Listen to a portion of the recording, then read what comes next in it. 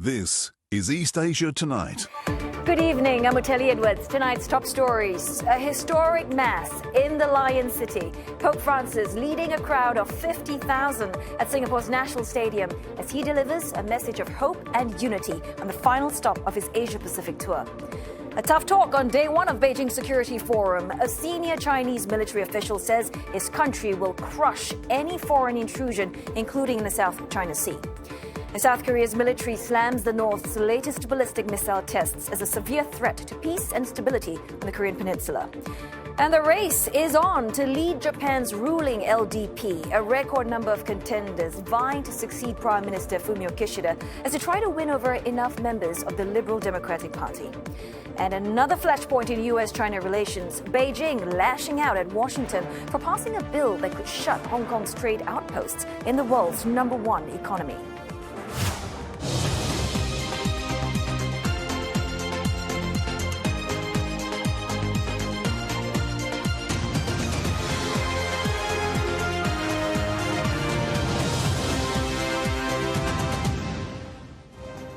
Also ahead on East Asia Tonight, Indonesia wants to build up its naval presence in the Natuna to better protect its sovereignty. But can it do so while keeping good ties with its largest trading partner?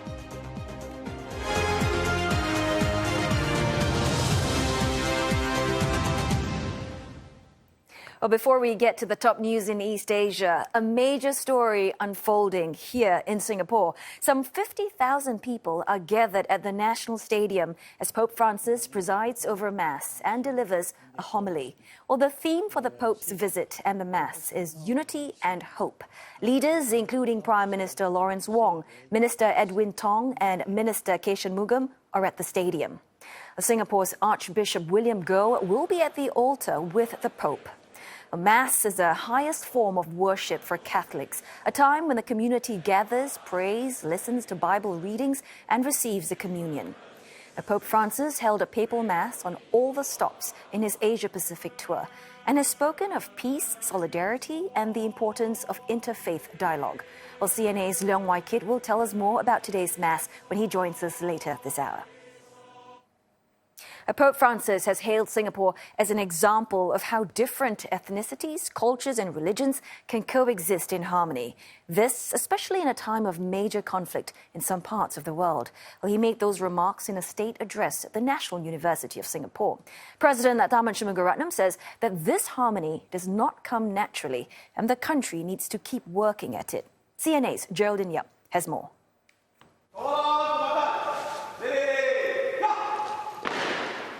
Beginning his second day in Singapore, Pope Francis was given a ceremonial welcome at Parliament House.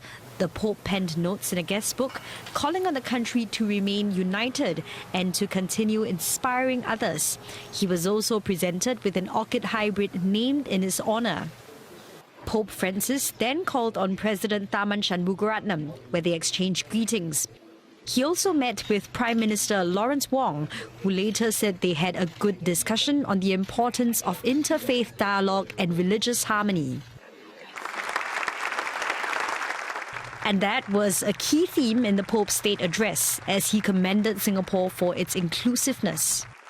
Il rispetto reciproco, la collaborazione, il dialogo e la libertà di professare il proprio credo nella lealtà alla legge comune sono condizioni determinanti del successo e della stabilità ottenuti da Singapore, requisiti per uno sviluppo non conflittuale e caotico, ma uno sviluppo equilibrato e sostenibile.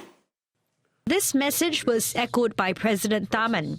He noted that diversity is not only tolerated in Singapore, but embraced and viewed as bringing richness to people's lives. The president added that forging a culture of accommodation and trust takes consistent and continuing effort. None of this came naturally. It has been the work of nation building over decades. We have worked hard to promote racial and religious harmony through our schools, public housing estates, and through national service that our boys go through. It is also the result of Singaporeans themselves being at ease with each other as fellow schoolmates, neighbors, and fellow citizens, sharing common hopes and working for the good of our country. Among the 800 or so people in attendance were members of interfaith organizations.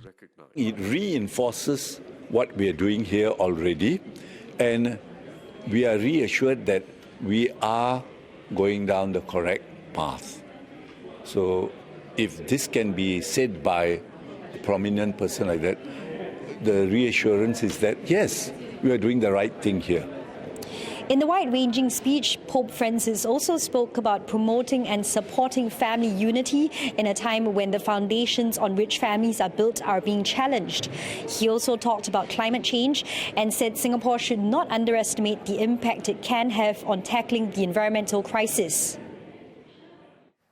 And we'll be speaking with our correspondent a little later this hour, live from the Papal Mass. Do stay with CNA for our continued coverage of Pope Francis's visit to Singapore. Right, we now turn to China, where a senior military official warns that Beijing will crush any incursion into its territory, including in the South China Sea. Well, the comment comes on the sidelines of a key defense forum amid US-China tensions over Beijing's growing military footprint in the region. Now, China begins its annual show of diplomacy this week at the Xiangshan Security Forum, with the theme promoting peace for a shared future. Beijing is looking to cast itself as a responsible player in global security, but it is at the center of multiple hotspots in the region, including the Taiwan Strait and the South China Sea, where it has clashed frequently with the Philippines Coast Guard. Both sides have blamed each other for recent collisions at sea. Elsewhere, China also reportedly made at least 2 territorial incursions into Japanese airspace and waters last month. Western nations have also expressed concerns over China's growing military cooperation with Russia. Well, CNA's Tan Si-Hui joins us now from the Xiangshan Forum in Beijing. Si-Hui, I believe this year's event will see its biggest ever delegation. Tell us about the significance of the Xiangshan Forum then.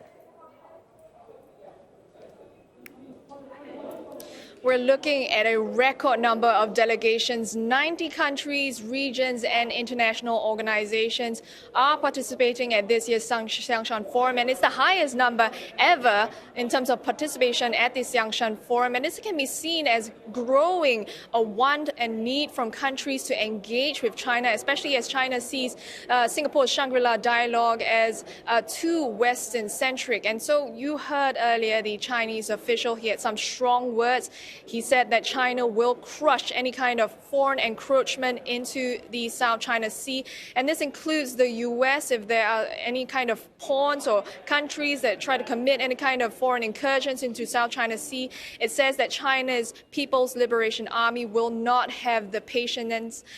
And this shows that there could be some kind of possibility that it will not rule out the act or the use of force. And that's why analysts believe that Xiangshan Forum is increasingly important as there are fewer numbers or available conduits for US and China to have such high-level exchanges.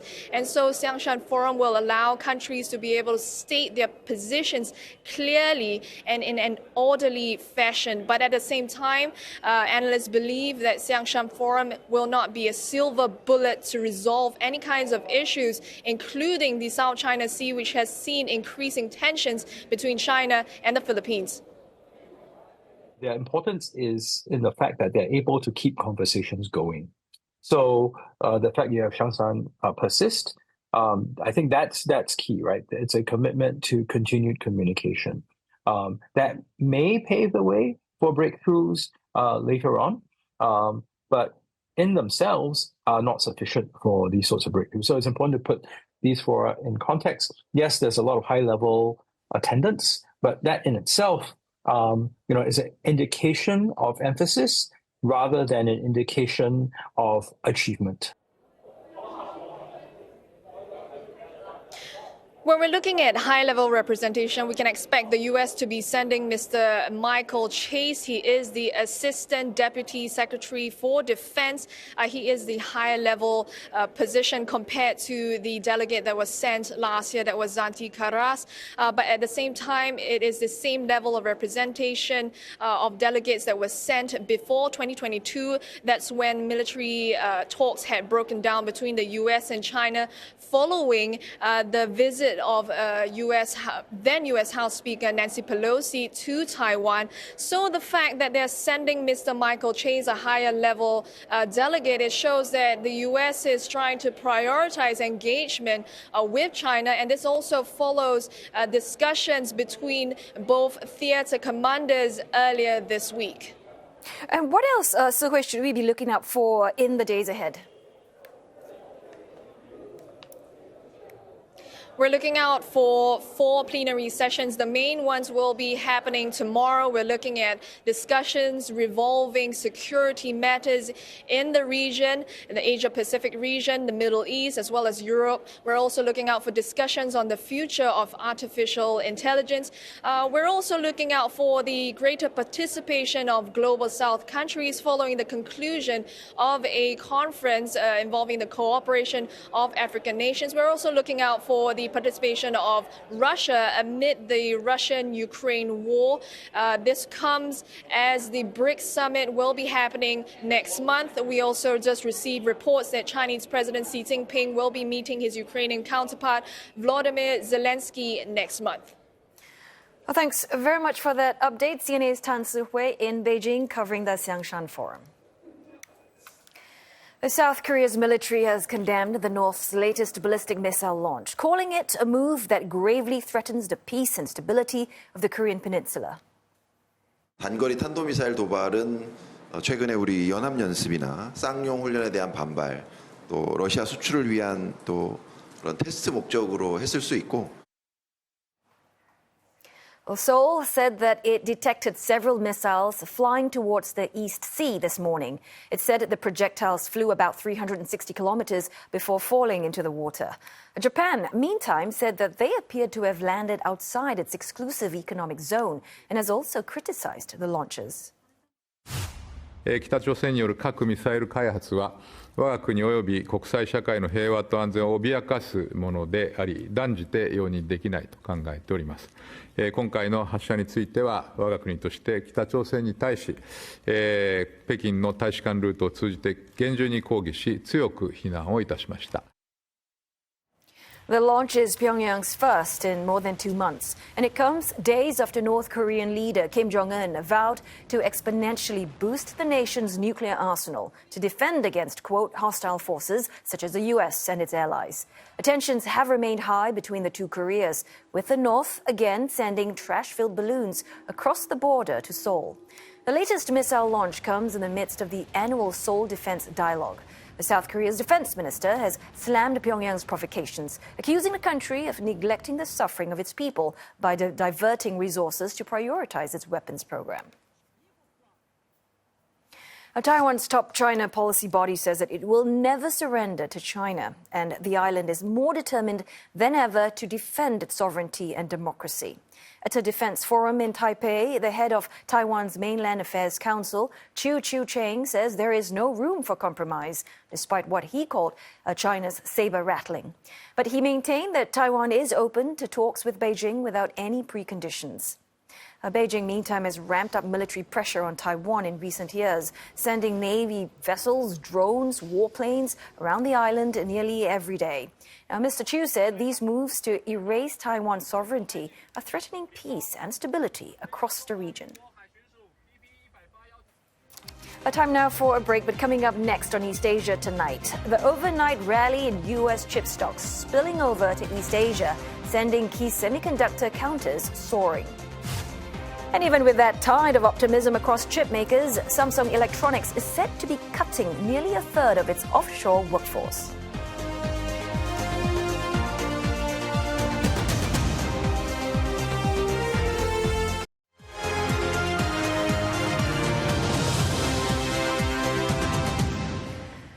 Oh, just before we get to our business news, we turn back to Singapore for a moment, where Pope Francis is presiding over Mass with some 50,000 people in attendance. And you're looking at live pictures from the Singapore National Stadium. And as we've mentioned earlier, this is the first visit to the country for the 87-year-old pontiff, and only the second papal visit since Pope John Paul II's 5-hour stop in 1986. Now, Pope Francis is on the final leg of a 12-day journey across Southeast Asia and Oceania, the longest trip of his papacy. Tomorrow, the pontiff will visit St. Teresa's home, which is an elderly residence home. And as the Pope has done in the 3 other countries he's visited, he will end his trip with an interreligious youth meeting, and that will be held at the Catholic Junior College.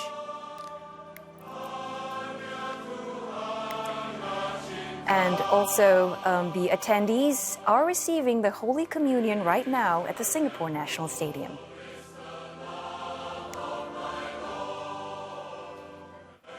And of course, we'll also have more coverage on Pope Francis's visit to Singapore later on CNA and on our website, cna.asia. And standing by, raring to go with all the latest in business news, we have with us Roland. Roland, I believe it's another point of tension between the U.S. and China? Yes, indeed. Oteli, you heard right. And this time, it involves Hong Kong, a special administrative region. Now, Beijing has lashed out at Washington for passing a bill that could shut Hong Kong's trade outposts across the United States. 敦促美方停止推进上述法案，以免对中美关系的稳定和发展造成更大的伤害。如果美方一意孤行，中方必将采取切实有力措施，予以坚决反制。 The bill's House passage also drew a sharp rebuke from Hong Kong's Secretary of Commerce, who said that there was no reason for it. Now, the U.S. House of Representatives voted overwhelmingly in favor of the Hong Kong Economic and Trade Office Certification, or HKETO Act.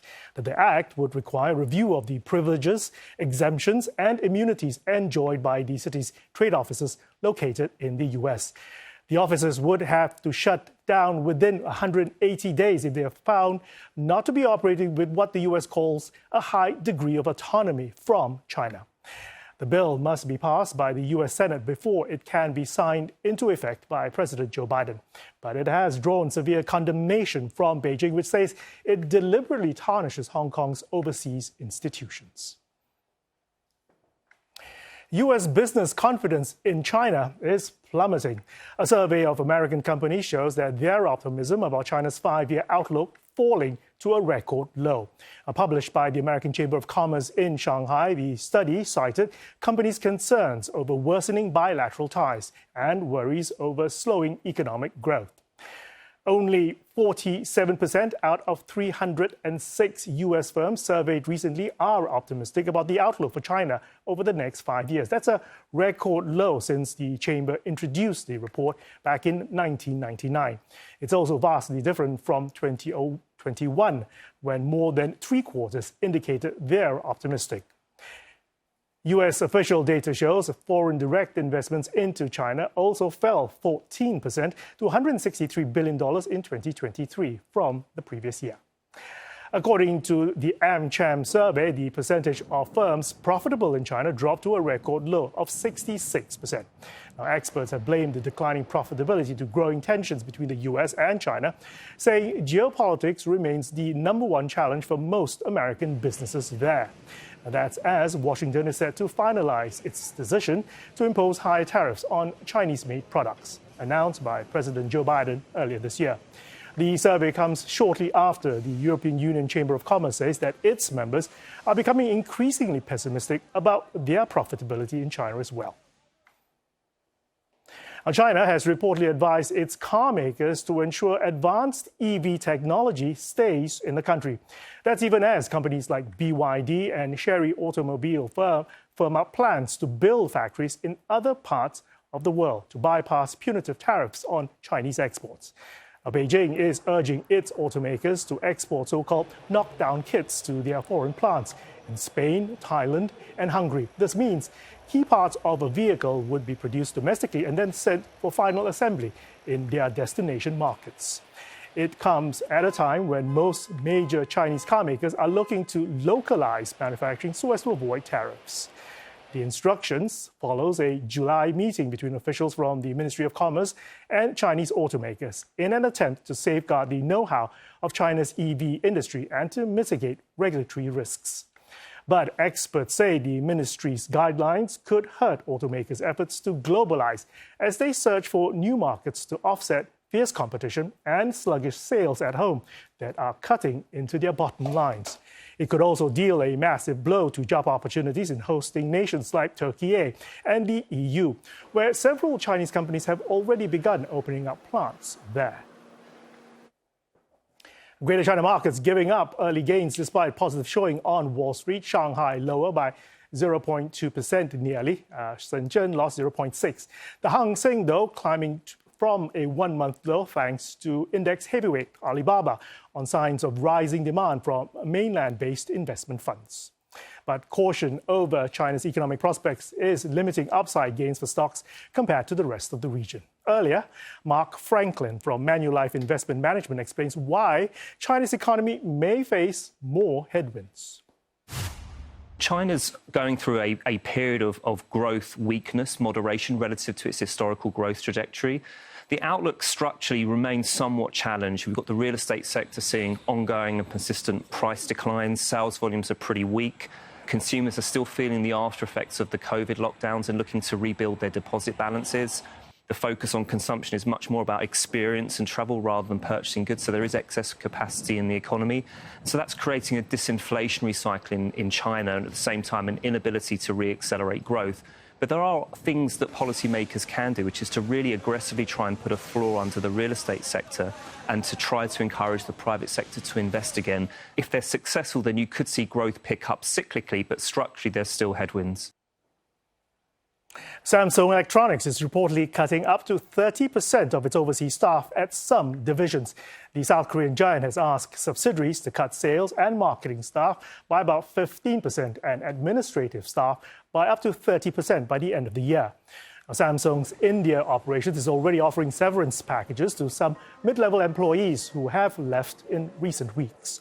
Reports say up to 20% of its Indian workforce could be affected as the company experiences its lowest market share in the country in a decade. Its production in India also facing disruptions as hundreds of workers are on strike to demand better wages and working conditions. The affected factory accounts for 20 to 30% of Samsung's annual $12 billion revenue in India. Management at Samsung says that the staff reductions are aimed at improving operational efficiency. The company's main chip business has been recovering at a slower pace as compared to its rivals after a severe downturn in the industry. Samsung also faces stiff competition from Apple and China's Huawei in the premium smartphone segment. Samsung shares recovering from the lowest level in 16 months yesterday, but year to date, the stock has declined around 17%. Elsewhere, stocks in Asia powering on, soaring higher by the most in almost a month, tracking tech-led gains on Wall Street. Now, equities in Japan leading the gainers, soaring 3.4% at the close as the yen reverses from a 9-month high against the dollar. The Japanese yen currently is weaker against the greenback by 0.25%, 142.71, changing hands with $1. Remember, yesterday, the Japanese currency surged after a Bank of Japan board member said that the central bank will raise rates again if inflation performs in line with their projections. And the yen's spike indicates how sensitive the market is to the prospect of a narrowing gap between the interest rates in the US and in Japan. For the rest of East Asia, stocks trading in the green as latest US inflation cemented expectations of a quarter-point Fed cut next week. In Seoul, the Kospi rallying more than 2%, notching its best day in more than a month. It's boosted by chip makers, including NVIDIA's supplier, SK Hynix. And the Taiwan weighted index up almost 3%. And that's lifted by a near 5% advance in index heavyweight chipmaker TSMC. Other Asian chipmaking heavyweights also soaring after NVIDIA's CEO Jensen Huang made a compelling case for the future demand of AI chips. SK Hynix and shares of SoftBank, which owns a stake in chip designer ARM, jumping 8%. And you're all caught up with the business news. Otele. Thanks so very much, Roland, for the business update. Well, we are going for another short break now, but coming up next on East Asia tonight, 9 candidates are in the running to become Japan's next prime minister. But who are the front runners? Well, CNA's Michio Ishida joins us after the break.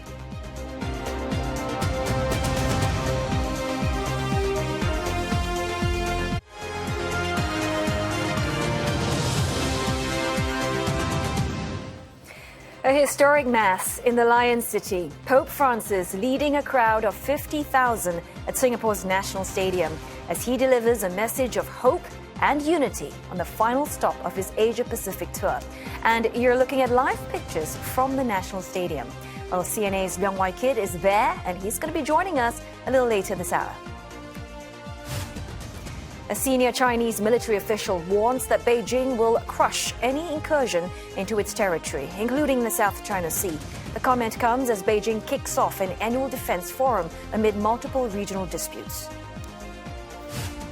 South Korea and Japan condemn Pyongyang's latest missile launch. Seoul says the North fired multiple short-range ballistic missiles off its east coast, its first major weapons test in more than 2 months. Japan's ruling party will elect a new leader to succeed Fumio Kishida, who is stepping down as party chief and prime minister. A record 9 candidates are in the running for the Liberal Democratic Party's presidential election. Well, the race has begun, and the vote to choose the next head of the Liberal Democratic Party will fall on the 27th of September. Well, CNA's Michio Ishida explains how the election works. Each of the LDP's 367 parliamentarians will cast a vote at the party headquarters on the 27th of September. Another 367 votes will be determined by rank and file members who will vote at their local chapters a day before on the 26th of September. Whoever wins the majority of the votes cast by local chapters and parliamentarians wins the race. But if no one secures an outright majority, then the top 2 candidates will proceed to a runoff, which will take place immediately. In a runoff, the 367 parliamentarians in each of the party's 47 local chapters will be entitled to 1 vote each. And whoever wins more votes will become the new party president. It's a 3-year term, and the president can serve up to 3 terms. The new party chief is expected to be elected in parliament as the new prime minister. Previously, the most crowded LDP leadership contests were in 2008 and 2012 with 5 candidates. Memorably, in 2012, Shigeru Ishiba won the most votes in the first round due to huge backing from local chapters, but he did not secure a majority and faced a runoff against Shinzo Abe. Then local chapters were not given voting rights in the runoff, and Mr. Ishiba lost, with the results determined purely by parliamentarians' vote. So, who is most likely to become Japan's next prime minister? Well, let's take a look at the 9 candidates. According to a recent opinion poll, Shigeru Ishiba, who is a former Secretary General of the LDP and ex-defense minister, is the public's top choice despite his previous unsuccessful bids for leadership. Next, Shinjiro Koizumi may be the youngest candidate, but he has so-called over-the-shoulder experience. The 43-year-old is the son of former Prime Minister Junichiro Koizumi and is also a former environment minister. And Japan could see its first female premier if Sanae Takaichi gets chosen for the top job. She's the country's economic security minister. Known for her conservative views, she ran against Mr. Kishida in the last election in 2021. And we have another female candidate, and that is Yoko Kamikawa. Well, she's Japan's foreign minister and has also served as the justice minister.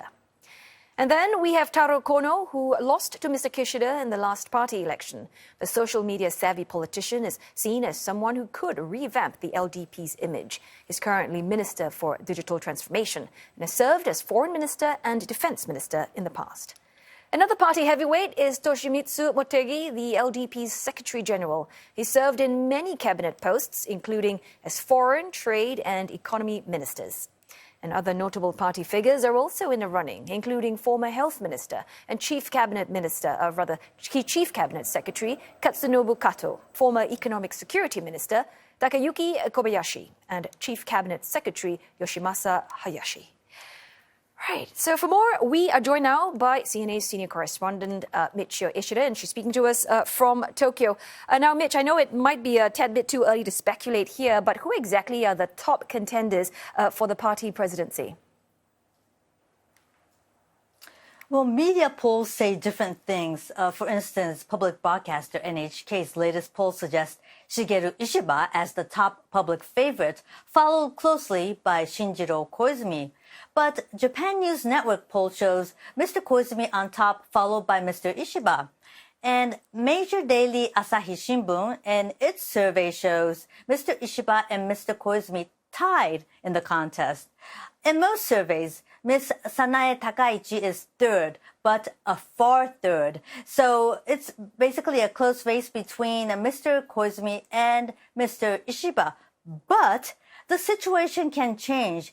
There are 14 days of campaigning before election by the rural chapters, and 9 candidates will be hosted to debates nationwide and on national TV and online. And how they fare could really reflect public opinion polls. Public perception is important to lawmakers who have yet to decide on who to vote for. It's believed the new prime minister will dissolve parliament as early as in October for a snap election. So, Michio, as it is, the candidates, they already gave their speeches this afternoon at the LDP headquarters to kick off the race. What are some of the highlights? Did any of them stand out? Well, they were basically painting a rosy picture that they will support economic growth, wage hike, and revitalize the rural areas suffering from fast aging and declining population. Incumbent party Secretary General Toshimitsu Motegi went as far as pledging there will be no tax hike, going against Mr. Kishida's plan to pour taxpayers' money into the biggest defense budget since the end of World War II. Now, Economic Security Minister Sanae Takaichi said if she were elected, she will abolish allowances for the prime minister, that's herself, and cabinet ministers. And Shigeru Ishiba, who's a former defense minister, defending Japan is one of his top priorities. And this morning's North Korea launched missiles. He said last year, North Korea did 27 times. And he called for a collective security pact in Asia with like-minded nations. While Shinjiro Koizumi, he stated he will conduct political reform in just 1 year, so political funds will become transparent. Now, actually, political reform is a key issue for all to gain public trust to the LDP following political fund scandals. So, Michio, we can't stress enough, but there has been a record number of these candidates vying for the top job, 9 in total. So, essentially, what does this say about the party that has ruled post-war Japan nearly uninterrupted? Well, the LDP has been embroiled in political scandals since late last year, costing cabinet posts and some having to leave the party. LDP lawmakers regularly held fundraising parties, and it came to light funds raised were not put down on record, meaning they could have used them for personal matters, and that cost Fumio Kishida's public trust. Media polls suggested a poor public approval rating lingering around 20%, one of the main reasons why Mr. Kishida had to give up vying for his second term in office. Now, fundraising was seen as a faction-based practice, and factions were formed in LDP from 1955, and those in big factions usually had a bigger say in the LDP. Mr. Kishida responded to public anger, took the initiative to dissolve his faction last week, and other factions such as the biggest Shinzo Abe faction, now without his leader, as you know, Mr. Abe has been assassinated, the dissolution is planned. And when Mr. Kishida announced he was not running for re-election, he encouraged all of those who wished to become party president to join the contest, as they're no longer bound by factions.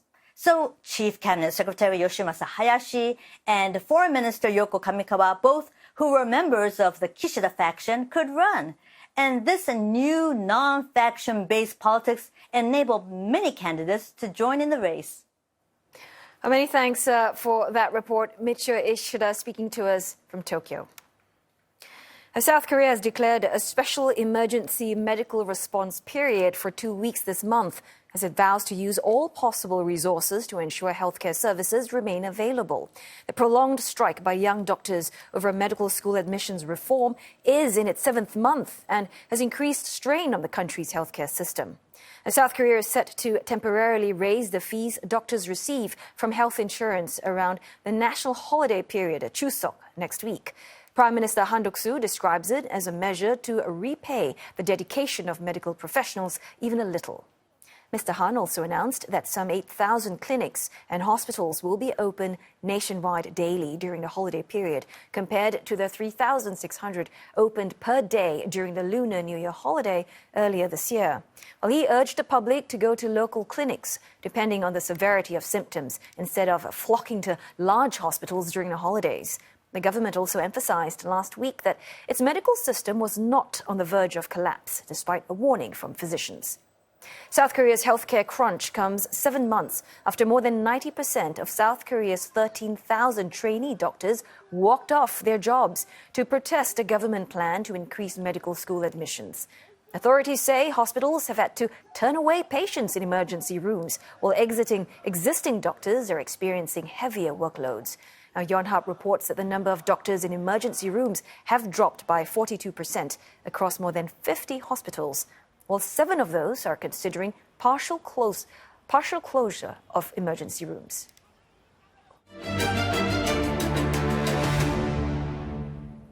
Indonesia's remote Natuna Islands is one of the most militarized regions in Southeast Asia. Well, the region borders the South China Sea, a waterway contested by China and a number of other countries.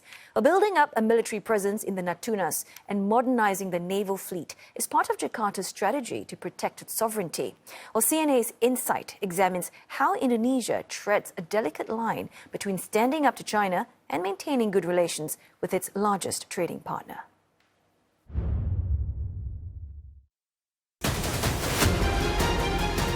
The arming of the Natunas comes during a 15-year period of military modernization in Indonesia. A plan known as the Minimum Essential Force, begun under President Susilo Bambang Yudhoyono in 2009. The Indonesian president at that time, which is SBY, sought to assure Indonesians that the kind of expenditure that he's about to dispense is just going to be the minimal that will be needed to defend Indonesia's territory in the light of more aggressive actions by these South China Sea claimants. So I think that's where the term minimum essential force came from. China has become much more assertive in the South China Sea in trying to push its territorial and jurisdictional claims. More importantly, it now has the means to back up those claims. What is happening around the Natunas gives some urgency to Indonesia's military push. China claims a large swath of the South China Sea, based on the so-called 9-dash line, more recently known as the 10-dash line. Though the Natunas lie outside this boundary, albeit very close. Since the days of Foreign Minister Ali Alatas has always mentioned about the 9-dash line, but Indonesia always kept to their position that there is no point to talk about because it's part of Indonesia's territorial sovereignty. Indonesia's defense budget is very low. It actually shouldn't be that low, even just for benign reasons, right? Any country that wants to have an effective, functioning military should allot about 2 to 4% of its budget to defense. China has a much larger navy and a much larger coast guard than Indonesia, so the Indonesians are outnumbered and outgunned. China spends $300 billion on defense, Russia $100 billion. Even Singapore, which is a much smaller country, spends over $13 billion on defense last year. And even though it is not a claimant in the South China Sea dispute, should conflict break, it will happen in Indonesia's backyard. A strong navy will be key to keeping the belligerents away from Indonesian waters. In Indonesia's context, we need to develop an anti-access area denial capability. Anti-access and area denial capability is the capability of the military to deny an adversary to enter a strategic important zone in Indonesian archipelago. If a war were to break out between China and the US in the Pacific theater, some of the fighting, if not a majority part of the fighting, is going to happen within Indonesian waters, because of how the positions of the hotspots are based in the South China Sea. So I think Indonesia understands this, and I think Indonesian defense planners are also wary of the kind of constructs that are popping up all over the Asia-Pacific region. There is another front that Indonesia is keeping an eye on. Off the coast of Aceh, on the northern tip of Sumatra, the Indian Navy is increasing its presence in the Andaman Sea. So the reason why the Indian Armed Forces have been militarizing this string of islands over the past decade is for two reasons. Number one, they are getting increasingly concerned about the movement of Chinese vessels. And number two, it's because the Indians have long suspected the Chinese of maintaining a listening outpost near Myanmar at the territory known as the Cocos Islands. So the Indians have been stepping up their presence in that area in response to these suspicions. And you can catch Insight's episode, Can Indonesia Rejuvenate Its Outdated Navy? Tonight on CNA at 9 p.m. Singapore, Hong Kong time. And you can also watch it online on CNA Video On Demand or MeWatch. On that note, we're going to go for another short break, but coming up next on East Asia Tonight, CNA's Leong Wai Kit joins us live with the latest on the Pope's Mass in Singapore.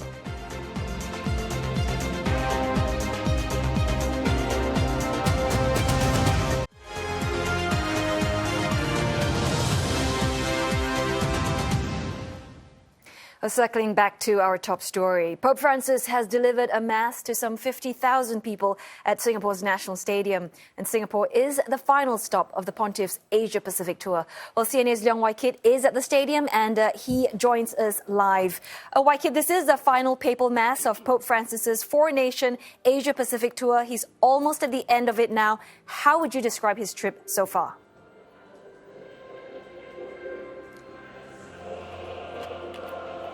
Right this moment, Otelli, I must point out that Pope Francis had just been wheeled off the stage after conducting the papal mass here in Singapore. Now, throughout his 11-day, four-nation historic Asia-Pacific tour, his itinerary had been similar. In each country, he meets a wide variety of people, political leaders, religious leaders, the Catholic community, including holding papal masses like that, as well as communities such as the aged, young people, children, or those with disabilities. And this wide spectrum allows him to push forward messages specifically for the faithfuls as well as for the secular world on the global stage. And several key themes have stood out in the four nations. In Indonesia, the theme of interfaith dialogue, and that really underscored the importance of it because while Pope Francis was in Jakarta, Indonesia nabbed 7 suspects who had made threats online against Pope Francis. When he was in the Papua New Guinea lake, the country is filled with natural resources and the theme of environmental message came out very strongly. Pope Francis had urged international firms to not exploit the country and put people's interests first. And then when it came to the Catholic majority Timor-Leste, Pope Francis urged the Timorese to tap on the church's teachings and their faith to push forward with a future as well as to resolve issues such as poverty and education. Here in Singapore, he has been pushing several messages and also underlining the importance of multiculturalism and multi-diversity and social harmony. Now, Pope Francis is expected to leave Singapore for the Vatican tomorrow, but he will first meet a group of young people and the elderly. And on the way from Singapore to the Vatican, we're expected to be able to get a chance to speak to Pope Francis via a media conference on the plane. Well, thank you very much for that. Leong Wai Kit live from Singapore's National Stadium reporting to us on the Pope's four-nation Asia-Pacific tour. Well, turning our attention to other news now, thousands of people in Vietnam are reeling from the aftermath of Typhoon Yagi, days after the storm battered the country's north, causing heavy rain, landslides and severe flooding. The death toll has risen to at least 197, with more than 120 others missing. Those living in low-lying areas have been forced to evacuate, with authorities warning of further floods. Yagi, believed to be Asia's biggest storm this year, made landfall on Saturday, inundating streets and scores of homes. Some residents in the capital, Hanoi, had to navigate their neighborhoods by boat. Floodwaters from the swollen Red River had reached a meter high in parts of the city, the highest level in 2 decades. Nói chung là trận lũ này thì tôi cảm thấy có nghĩa là nó nguy hiểm là vì ở chỗ là từ khi có nghĩa là từ năm 2001 đến bây giờ mới có trận lụt như thế này thì là vì nhiều lúc anh em ở đây có nghĩa là cứ trêu đùa không bao giờ có lụt, nhưng mà không ngờ đến năm nay có nghĩa là mưa nhiều như thế nó lại lụt như thế, là vì tôi không nghĩ là nước lên nhà cơ. Nhưng không ngờ nước lại lên tận nhà, ngập đến sâu mức độ này, còn ngập coi như là sâu hơn năm 2001 rồi. Yagi was initially categorized as a super typhoon, the equivalent of a Category 5 hurricane, before being downgraded to a tropical storm. Well, the country's state-run power facility says that it has cut off electricity in some flooded parts of the capital due to safety concerns. The government has also mobilized the army to help families affected by the storm. Singapore Prime Minister Lawrence Wong says the country stands ready to support Vietnam following devastation from Typhoon Yagi. Leaders have sent condolence letters to their Vietnamese counterparts, expressing their sadness over the loss of lives and severe damage. Well, Mr. Wong offered Singapore support as a fellow ASEAN member state, strategic partner and a close friend of Vietnam. Foreign Affairs Minister Vivian Balakrishnan has asked his counterpart to let him know if Singapore can assist in relief efforts.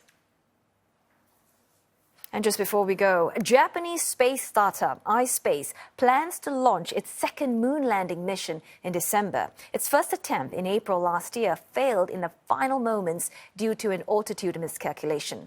Well, the company's Hakuto R Mission 2 will see a spacecraft launched from Florida later this year, and is slated to reach the moon after 4 to 5 months.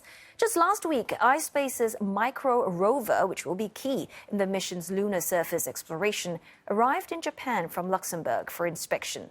If successful, this would be the second ever private lunar mission, following the landing by US startup Intuitive Machines back in February. Well, the moon is a new frontier where countries are racing to find water, fuel, and other resources that could sustain life.